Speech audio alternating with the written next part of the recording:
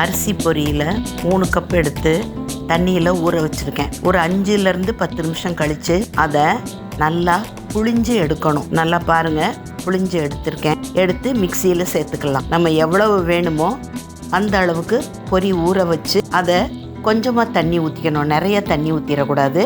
அரைக்கணும். அதாவது நைஸாக கூழாக அரைச்சிக்கலாம். அரைச்சதுக்கப்புறம் நம்ம எவ்வளவு பொரி எடுத்தோமோ அதில் 1 கப்பு, 3 கப்பு பொரி எடுத்துருக்கோம். 1 கப்பு எடுத்துட்டு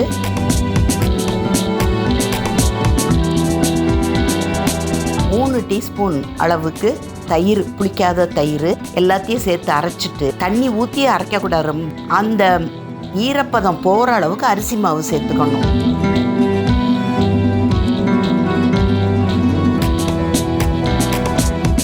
தேவையான அளவு உப்பு, மிளகு 1-2 பொடிச்சது, ஜீரகம், இதோட பச்சை மிளகாய் காரத்துக்கு தகுந்தா போல், கருவேப்பிலை, கொத்தமல்லி, வெங்காயம், சாம்பார் வெங்காயம் நான் சேர்த்துருக்கேன்.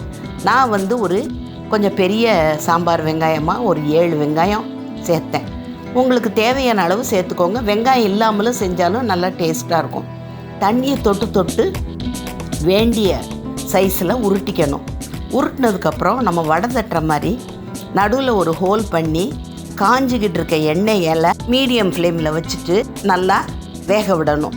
எண்ணெய் கொள்கிற அளவுக்கு வடையை போட்டுக்கலாம். நம்ம எப்போவுமே உளுந்த வடை செய்கிறோம்ல, அதே மாதிரியே தான். நல்லா கொஞ்சம் சலசலப்படங்கணுன்னு திருப்பி விட்டு நல்லா வெந்த உடனே எடுக்க வேண்டியதுதான். மேலே மொறுமொறுப்பாக, உள்ள சாஃப்டாக, ரொம்ப டேஸ்ட்டாக இருக்கும். சட்னி இல்லாமலும் சாப்பிட்லாம். சட்னி வச்சு சாப்பிட்டிங்கன்னா இன்னும் சூப்பராக இருக்கும். சாம்பாரும் இதுக்கு ரொம்ப ஆப்டாக இருக்கும். நம்ம இப்போ அரிசி பொரி வடை ரெடி.